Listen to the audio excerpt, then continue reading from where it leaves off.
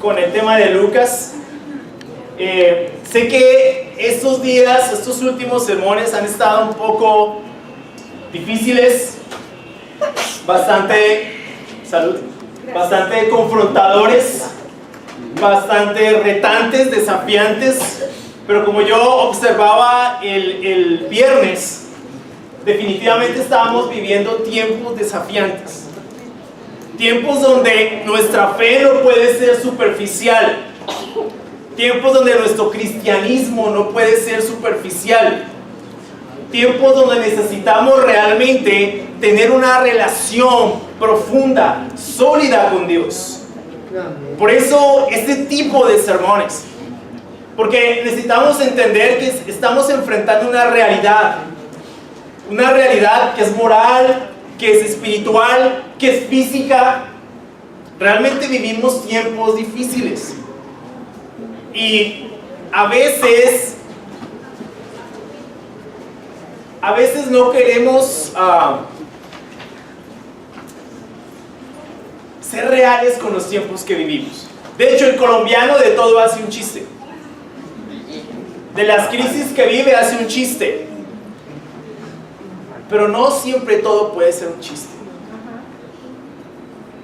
No siempre todo puede ser cómico. No todo lo podemos asumir de esa manera.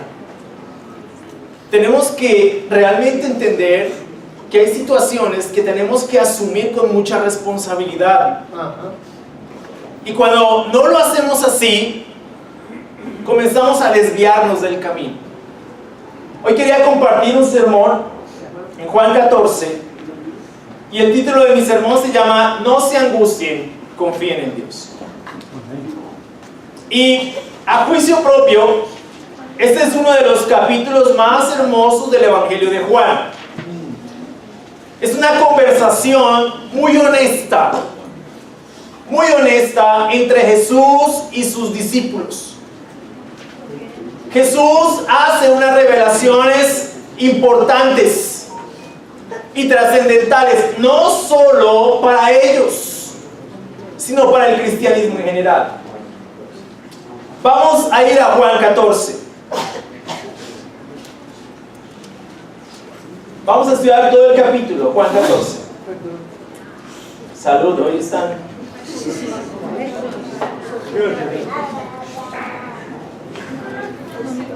Juan 14. No voy a leerlo completo, vamos a ir leyendo por porciones la porción que vamos a ir estudiando. Entonces vamos a ir del versículo 1 al versículo 4. No se angustien, confíen en Dios y confíen también en mí. En el hogar de mi Padre hay muchas viviendas. Si no fuera así, ya se lo habría dicho a ustedes. Voy a prepararles un lugar. Y si me voy y se lo preparo, vendré para llevármelos conmigo. Así ustedes estarán donde yo esté. Ustedes ya conocen el camino para ir donde yo voy.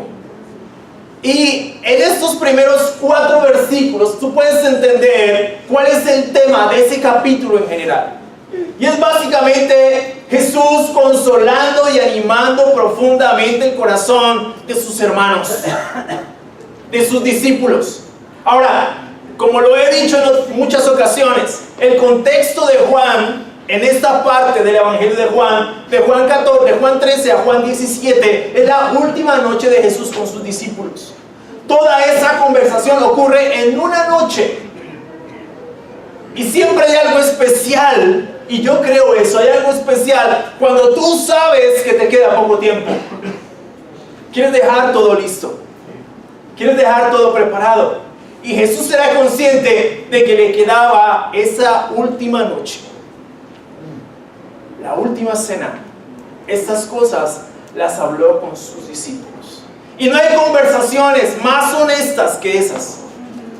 Profundamente honestas. Pero también Jesús se encargó de consolar, de animar profundamente el corazón de sus discípulos porque venían tiempos difíciles. Ya Él se iba a ir. Ya no iba a estar más con ellos. De ahí en adelante eran ellos solos. Ellos tenían que enfrentar el cristianismo ellos solos. Su maestro no iba a estar más con ellos.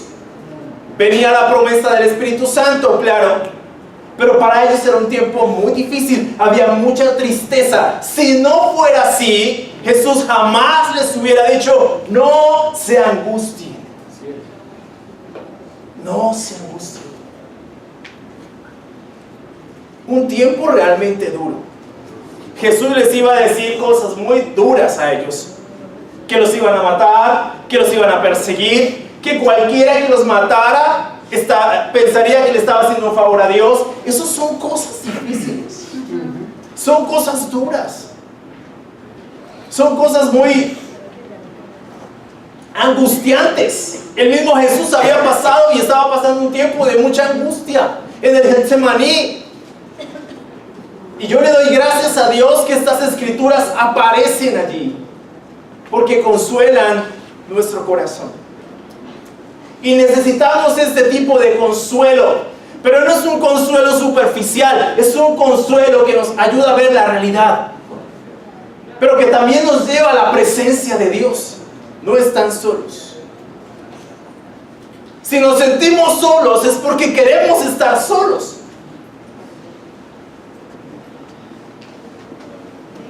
Generalmente, cuando tú escuchas la palabra confiar, confía en Dios, lo tomas como algo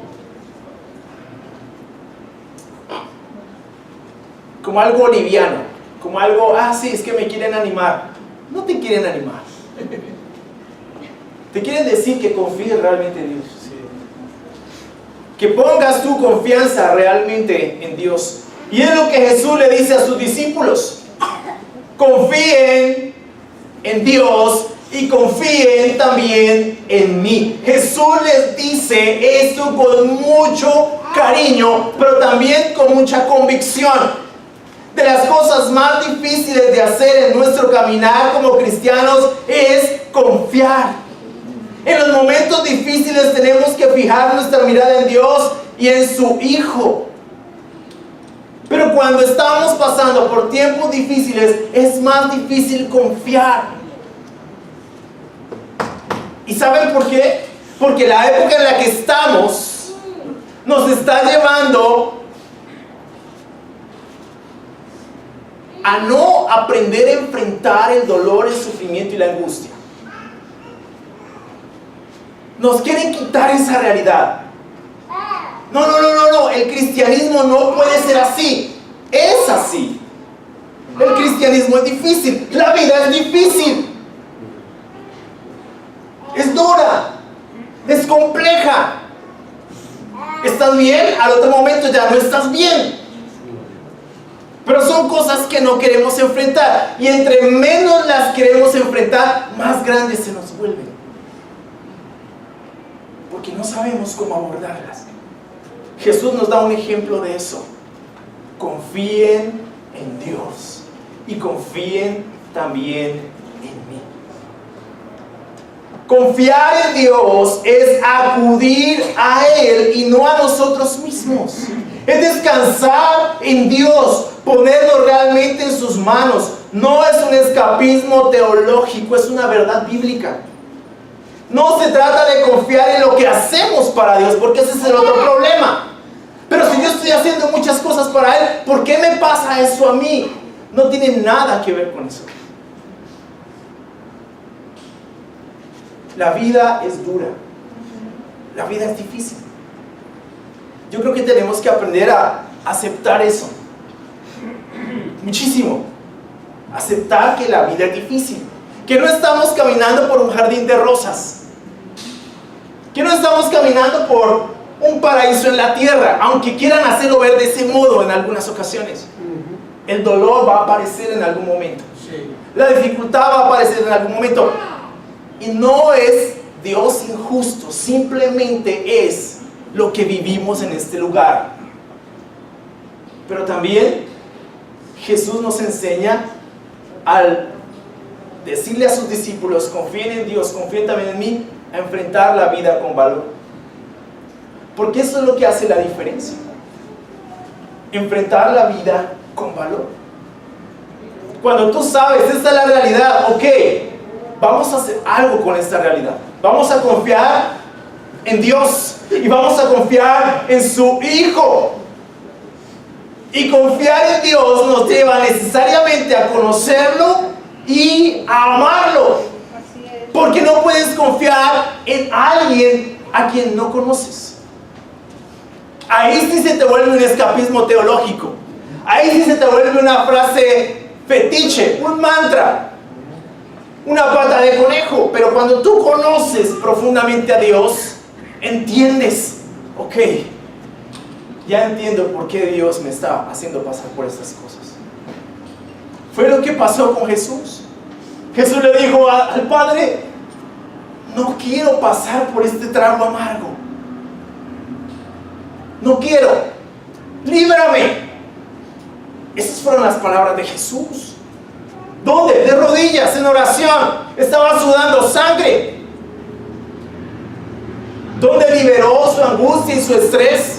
En ese lugar, de rodillas.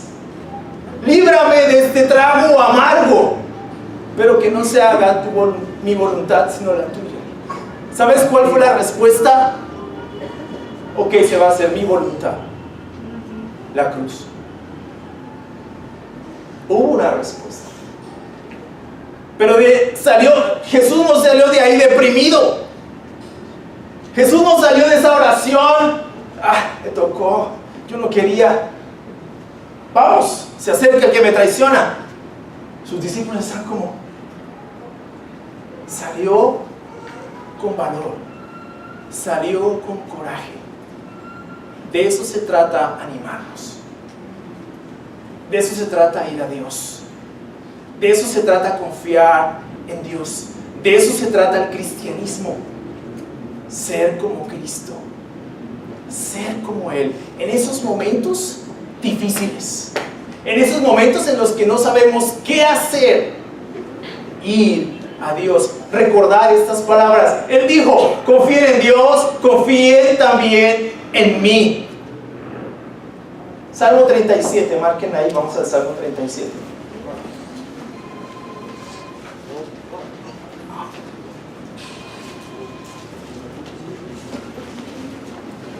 Se me olvidó decirles, apaguen sus celulares.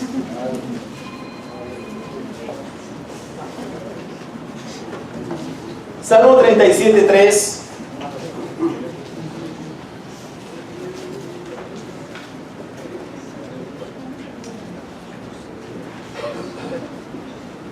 Es una canción, esto es un salmo que se musicalizó, ¿no?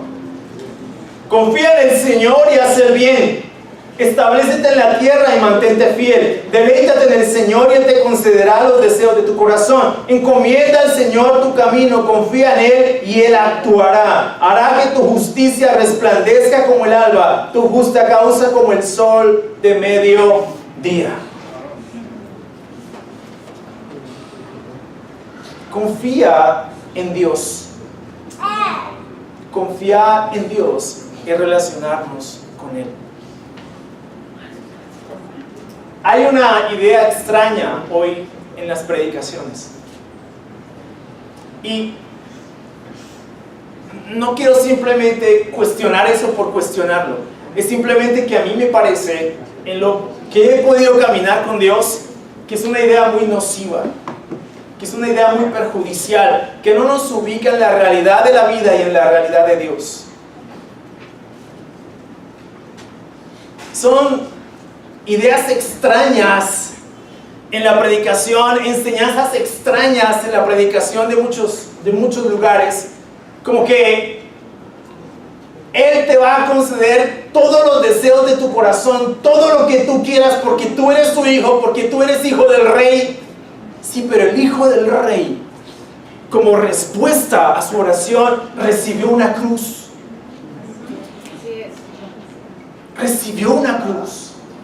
Pero también el consuelo y la fuerza para ir a esa cruz. Y eso es lo que no con lo que yo no puedo comulgar. Sí, nuestras oraciones van a ser respondidas. Es cierto. Dios es así. Pero también, muchas veces, nuestras oraciones van a ser respondidas de forma negativa. No porque Dios sea alguien malo. No porque Dios sea alguien incoherente, duro, sino porque Dios sabe mejor que nosotros lo que realmente necesitamos. Pero esa idea ha hecho del cristianismo algo débil. Jesús les dijo a ellos: confíen en Dios y confíen también en mí, en un contexto realmente difícil, en un contexto en el que no había otra opción más que creer en las palabras de Jesús. En un contexto en el que iban a ver a su maestro morir de la forma más terrible que tú puedes ver morir a una persona.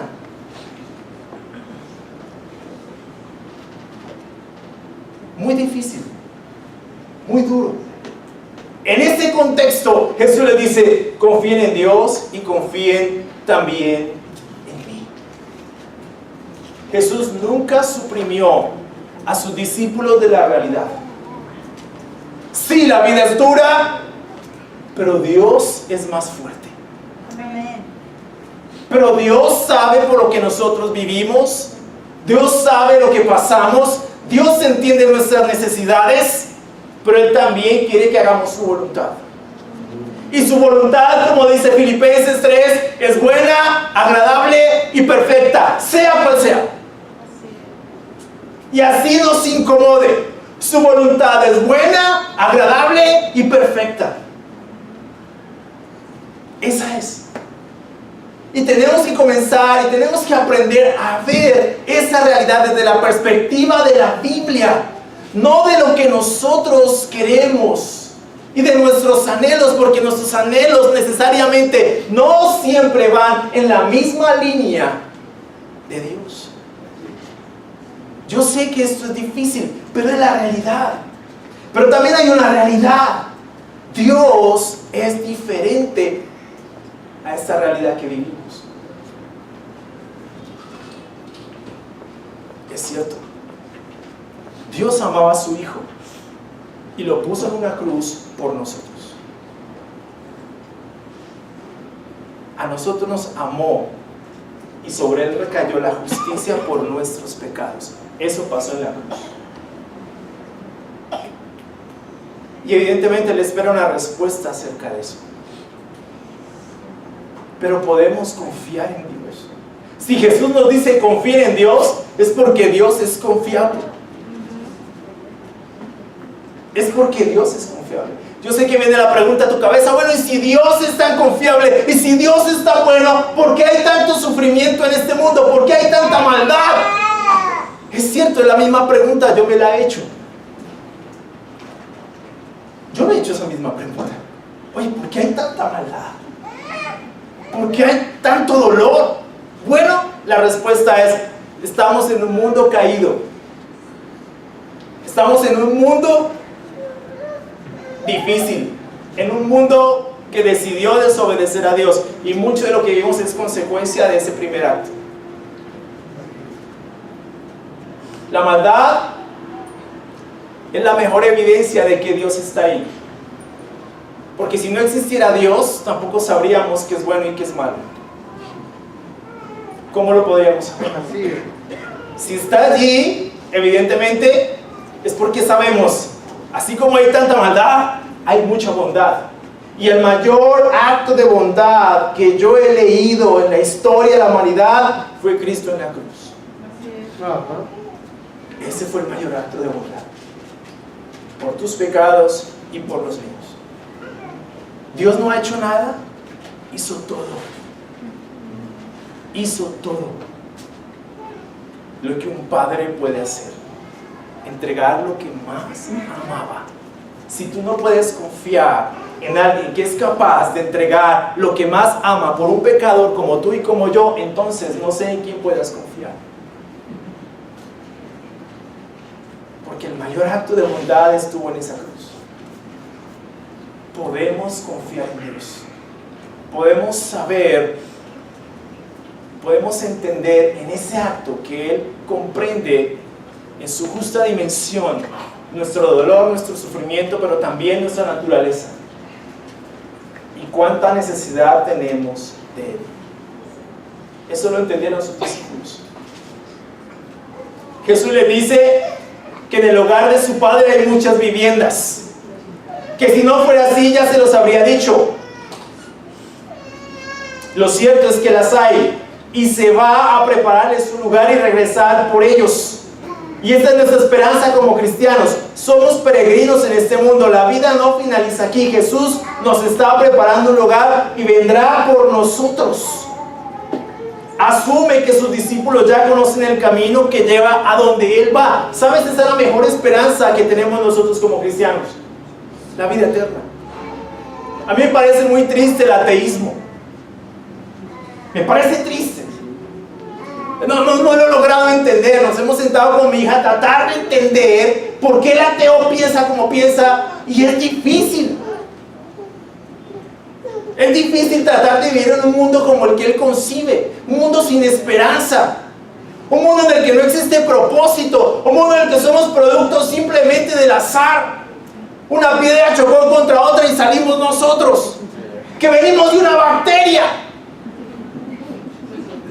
que evolucionó. Entonces no hay propósito en la vida, no hay razón de ser en la vida. Simplemente vamos a regresar a ser bacterias y hasta ahí es todo. ¿Te imaginas vivir una vida con esa idea? La vida finaliza acá.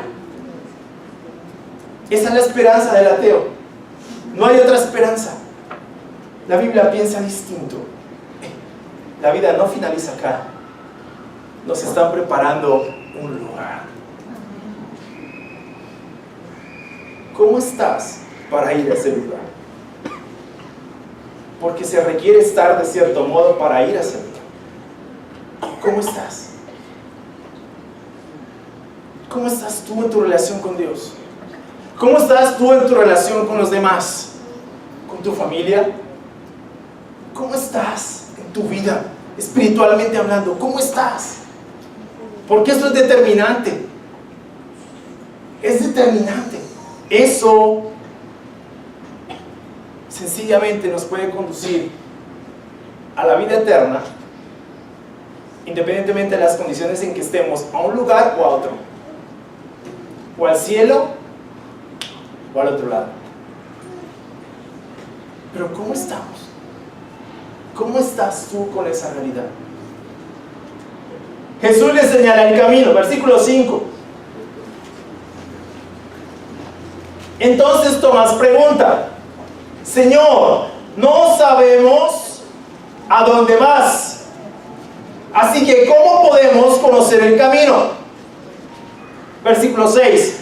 Yo soy el camino, la verdad y la vida, le contestó Jesús. Nadie llega al Padre sino por mí. Si ustedes realmente me conocieran, conocerían también a mi Padre, y ya desde ese momento lo conocen y lo han visto. Señor, dijo Felipe, muéstranos al Padre y con eso nos basta. Pero Felipe, tanto tiempo llevo ya entre ustedes y todavía no me conoces. El que me ha visto a mí ha visto al Padre. ¿Cómo puedes decirme, muéstranos al Padre? ¿Acaso no crees que yo estoy en el Padre y que el Padre está en mí? Las palabras que yo les comunico no las hablo como cosa mía, sino que es el Padre que está en mí el que realiza sus obras. Créanme cuando les digo que yo estoy en el Padre y que el Padre está en mí, o al menos créanme por las obras mismas. Ciertamente les aseguro que el que cree en mí, las obras que yo hago también las hará, y aún las hará mayores, porque yo vuelvo al Padre. Cualquier cosa que ustedes pidan en mi nombre, yo la haré. Así será glorificado el Padre en el Hijo. Lo que pidan en mi nombre, yo lo haré. Jesús les señala el camino. Cuando Jesús les dice que conocen el camino, Tomás, con mucha sinceridad y sencillez, le dijo al Señor que no comprendía. Jesús hace una revelación muy profunda respecto a su propia divinidad. Yo soy el camino, la verdad y la vida. Jesús no es un simple camino entre muchos más que llevan a Dios, sino el único camino. Hechos 4:12, Hebreos 10, 19 y 20 y 1 de Timoteo 2, 5 nos hablan de esa realidad. Nadie llega al Padre sino por mí. Debemos tener en cuenta esas palabras de Jesús. Solo Él tiene el acceso a Dios. El único camino para llegar a Dios es Jesús. No hay otro. No es a través de lo que hacemos, nuestras buenas obras, o a través de alguna otra persona, sino a través de Cristo. Si conocemos a Cristo, conocemos a Dios. Si nos unimos a Cristo, estamos con Dios. Felipe pide ver al Padre. Y Jesús le responde que quien lo ve a Él, ve al Padre. Como dice Colosenses 1:15, Él es la imagen del Dios invisible, el primogénito de toda la creación. Jesús es el camino. Jesús es el camino. Y en los momentos difíciles, en los momentos de angustia, en los momentos de dificultad, la tendencia es esa: perder el camino, desviarnos, dejar de pensar en Cristo. ¿Sabes? El camino no es la iglesia. Y en esto quiero ser claro. Porque hay muchas iglesias y muchas sectas que dicen que si no es en la secta de ellos, no hay salvación. Eso es mentira. El camino es Cristo. Cristo es la verdad, Cristo es la vida. Cristo es el camino. Ahora, necesitamos de la iglesia, claro, es su esposa, pero Cristo es el camino. Yo no entiendo cuando alguien dice: no, yo no quiero tener nada que ver con iglesias, yo solamente quiero a Cristo. Es absurdo, porque si quieres a Cristo, quieres su iglesia. Si estás con Cristo, estás en su iglesia. Entonces, la iglesia no es el camino, Cristo es el camino. La iglesia es su cuerpo, nos necesitamos unos a otros. Pero Cristo es el camino. El norte del cristianismo tiene que ser Jesús. El norte del cristianismo no puede ser institucional, organizacional, denominacional. Es Cristo. Y tenemos que conocer profundamente a Cristo. Si Cristo es el camino, la verdad y la vida, Él es el camino que tengo que seguir. La verdad que tengo que creer y la vida que tengo que vivir. Así es. Ese es. Y es en los mismos términos para nosotros como iglesia. Cristo es el camino. Una convicción muy profunda entre nosotros. ¿A quién seguimos? A Cristo. Aquí no seguimos líderes.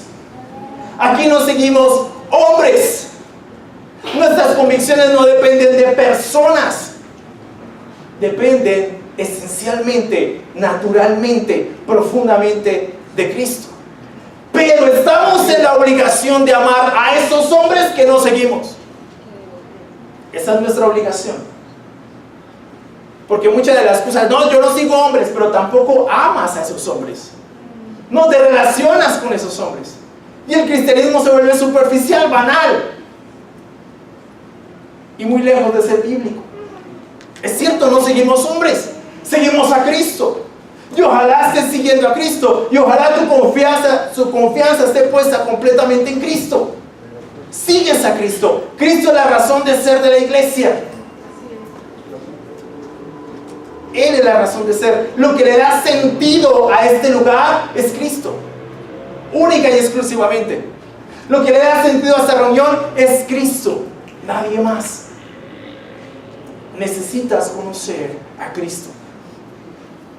Caminar con Cristo. Creer en sus palabras y vivir su vida. Eso es cristianismo. No seguimos a otra persona porque no se puede llegar al Padre por medio de otra persona. Y en eso quiero ser claro. No llegamos a través de cualquier otra espiritualidad diferente.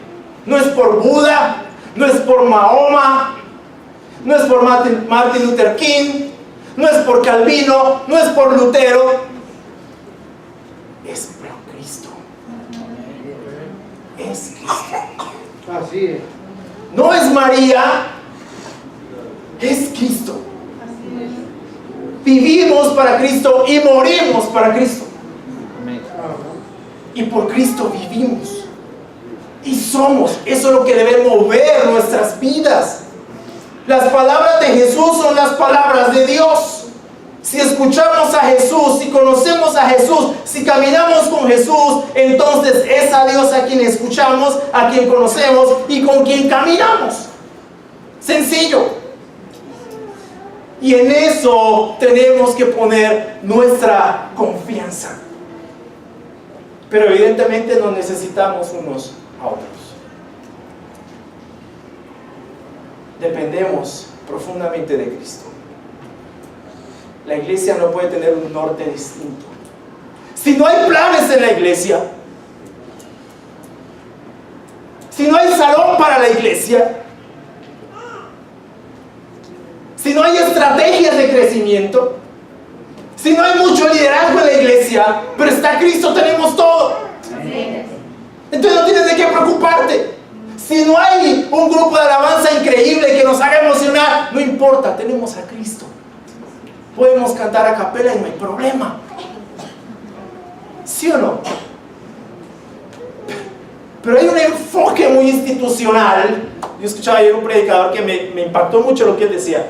Alguien monta una mega iglesia y escribe un libro de cómo hacer crecer la iglesia. Como si la iglesia fuera de él. Como si los líderes religiosos fueran los dueños de la iglesia. No, es Cristo, es Dios. Así es. Y no podemos construir la iglesia bajo nuestros criterios. No, la iglesia se construye con Cristo. Es su iglesia. Su iglesia, su esposa. Él es todo aquí. Por lo tanto, tenemos que conocerlo a Él para saber cómo ser con Él y cómo ser unos con otros. Porque la iglesia también para Él es algo sagrado. No puedes tratar a la iglesia de cualquier manera porque es su esposa. Te voy a poner un ejemplo. Si yo te invito a comer a mi casa, ¿verdad? Y tú me dices, no, yo quiero tener una relación contigo, pero no con tu familia. No te vuelvo a invitar nunca a mi casa.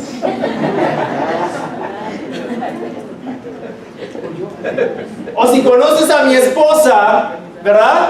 Te presento a mi esposa y ni siquiera le das la cara, le das la espalda, la maltratas, me vas a conocer enojado, ¿verdad? Porque es mi esposa. Entonces yo no entiendo cómo alguien puede decir, no, ¿sabes qué? Yo no quiero nada con el cuerpo de Cristo, con la iglesia no, con Cristo sí. ¿Sabes qué? Jesús le molesta eso. Porque es su esposa. Tenemos que saber cómo nos tratamos aquí. Tenemos que saber cómo nos amamos aquí, porque lo más importante, evidentemente, es Cristo, como lo estoy mencionando, pero también su iglesia. Lo que hace a la iglesia no son los planes, no son las estrategias, sino Cristo.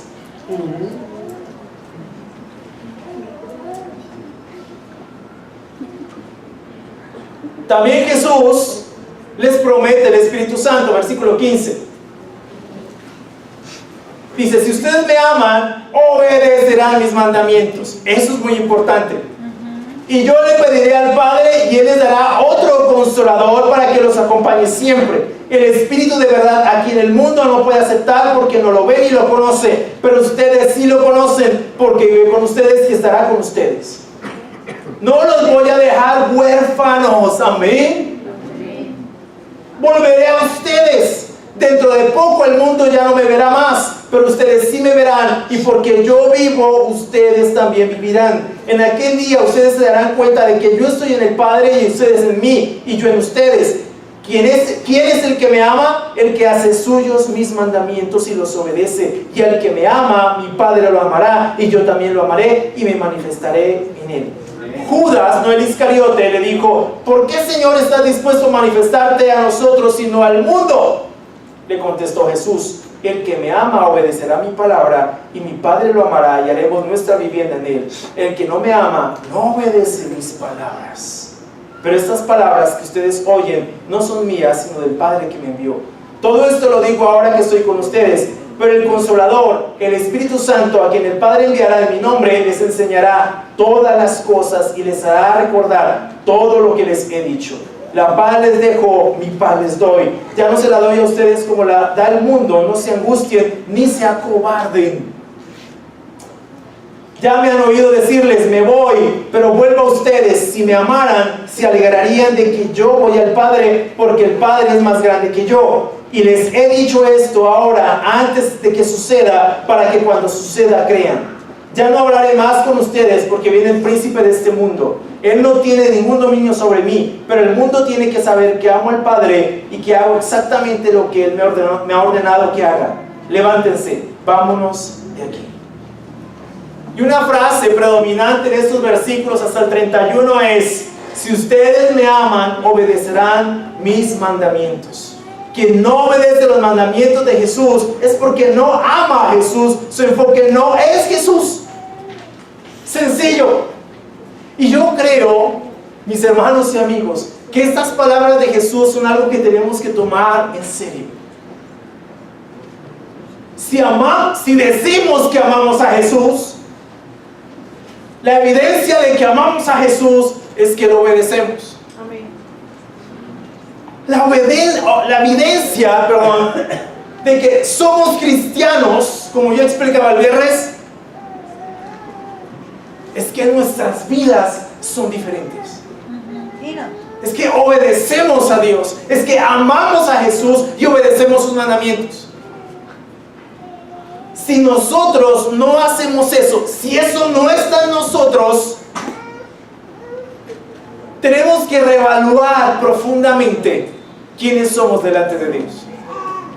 Porque la evidencia de que hubo una regeneración en nosotros es el alto concepto que nosotros tenemos de su palabra, de sus enseñanzas en nuestras vidas, como la palabra de Dios, y un alto concepto de la gravedad del pecado en nosotros. De que el pecado es algo que ofende profundamente el carácter de Dios. De que el pecado es algo que nos separa completamente de Dios. Eso es algo que tiene que estar en nosotros. Si nosotros no tenemos esas dos cosas en nosotros, hay muy poca evidencia de que realmente amamos a Jesús. Tenemos que reevaluar eso. Si no estamos viviendo como cristianos, tenemos que reevaluar qué está pasando. Porque la evidencia más profunda es esa. Jesús dijo: el que me ama obedecerá a mis mandamientos y mi Padre lo amará. El que no me ama no obedece mis mandamientos. Creo que son palabras que tenemos que tomar muy en serio. Jesús les dice algo muy interesante: no los voy a dejar huérfanos.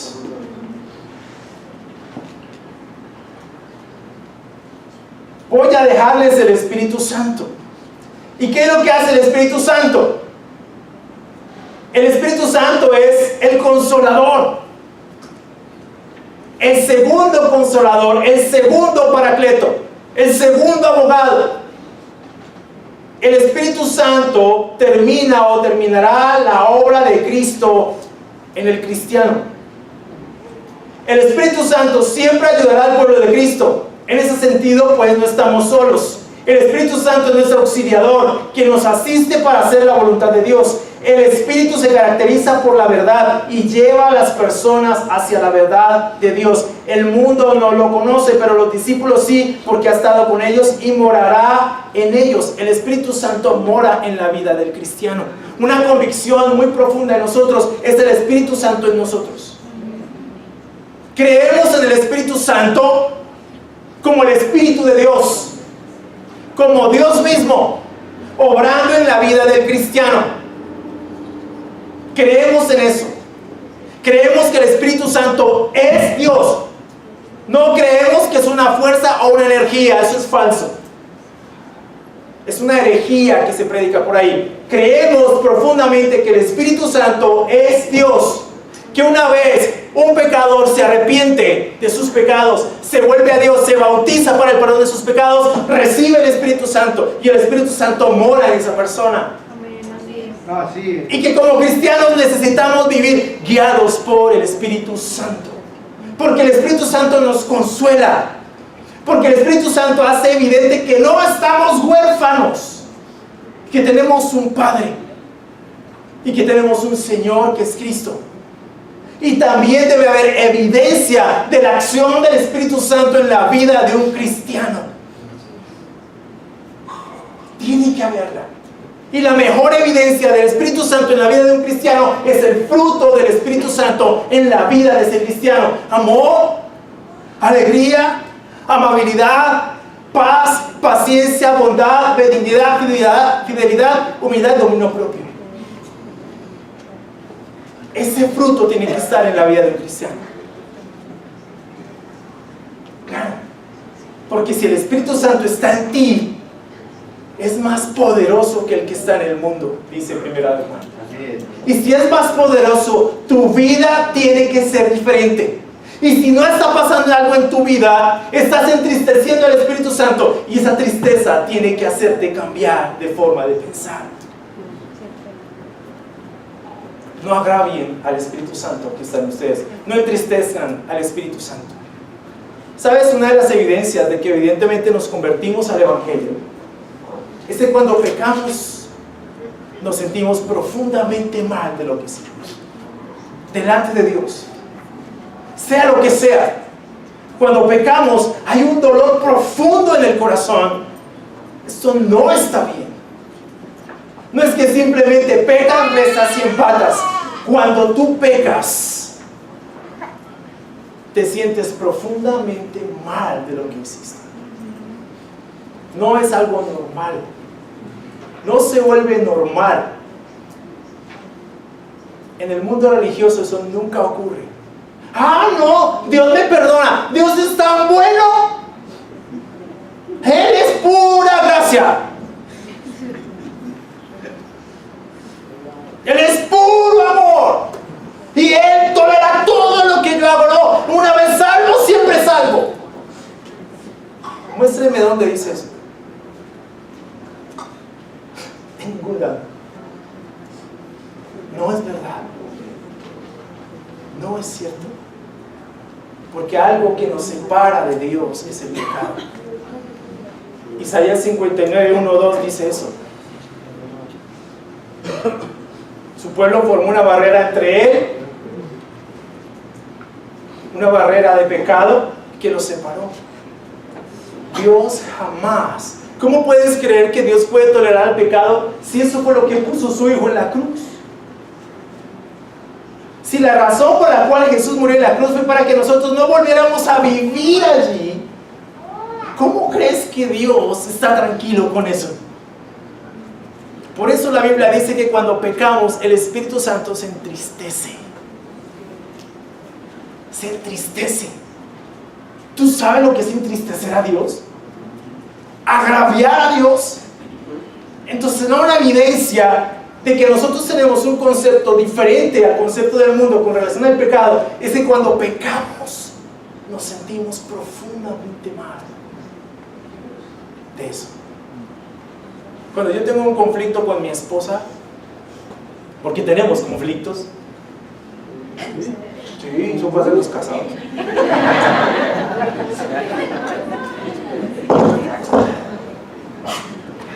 Cuando tengo un conflicto con ella, para mí es muy difícil. Es muy duro. No solamente porque la hiero a ella, sino porque hiero a Dios. Hiero a Dios. Vengo contra Dios. Cuando lucho con mi naturaleza, con mi enojo, por ejemplo, para mí es difícil. No porque, ¿qué dirán los demás de mí? Realmente lo que más me preocupa es lo que Dios piensa de mí. Y siento que ofendí a Dios cuando hago algo así. Cuando me enojo, cuando me molesto por algo, para mí es muy difícil. Porque entristezco al Espíritu Santo. Porque sé que el Espíritu Santo se entristece profundamente. Dios se entristece. Dios se molesta tal vez. Tú tienes, los que tienen aquí hijos, cuando sus hijos les mienten, ¿ustedes se quedan contentos con eso? Esta semana supimos que en el colegio de Franco, en su salón, descubrieron a 6 niños consumiendo popper. 6 niños de 11 años. 11 años. O sea, tú como papá es como, no, sí, eso es normal. Normal. Normal eso. Jamás en la vida tú puedes aceptar que un hijo tuyo consuma popper o drogas o sea inmoral. Jamás en la vida. Eso es un profundo dolor. Y eso lo sientes tú, un ser pecador igual a mí. Imagínate lo que Dios siente cuando nosotros pecamos y no nos interesa. Y simplemente, no, es que Dios es amor, Dios es gracia. No, tenemos que recoger ese concepto de la gracia barata, como dice Dietrich Bonhoeffer. Porque esa no es la gracia de la Biblia. Esa no es la gracia. La gracia es distinta. La gracia es esa gracia que nos permite entender: yo soy malo delante de Dios, no soy ningún buena gente, pero por su gracia, en virtud del sacrificio de Cristo, hoy tengo una oportunidad de entrar al lugar santísimo sin que el fuego me consuma. Es eso. Pero tú no puedes ir desfilando por la calle pregonando Dios es gracia y viviendo una vida totalmente incoherente. Eso es mentira. Eso no se ajusta al patrón de las Escrituras. Y Jesús fue claro con eso. El Espíritu Santo, mis hermanos y amigos, siempre nos va a conducir a la verdad. Y de esa forma consoló Jesús a sus discípulos. No se angustien, confíen en Dios, confíen también en mí. En el hogar de mi Padre hay muchas viviendas, les estoy preparando una. Les voy a dejar el Espíritu Santo que los va a llevar a la verdad. Miren, esas son cosas en las que nosotros debemos poner nuestro corazón profundamente. En el consuelo de Dios. Ese es el consuelo de Dios. ¿Qué es lo que consuela nuestro corazón? Lo que consuela nuestro corazón no son frases cándidas y superficiales, es la verdad de Dios en nuestras vidas. Eso es lo que consuela nuestro corazón, eso es lo que nos llena de valor, eso es lo que nos llena de coraje para enfrentar el mundo en el que estamos viviendo, para vivir el cristianismo tal cual como Jesús pide que nosotros lo vivamos. Así que no se angustien, confíen en Dios y confíen también en Jesús. Muchas gracias, muy amables.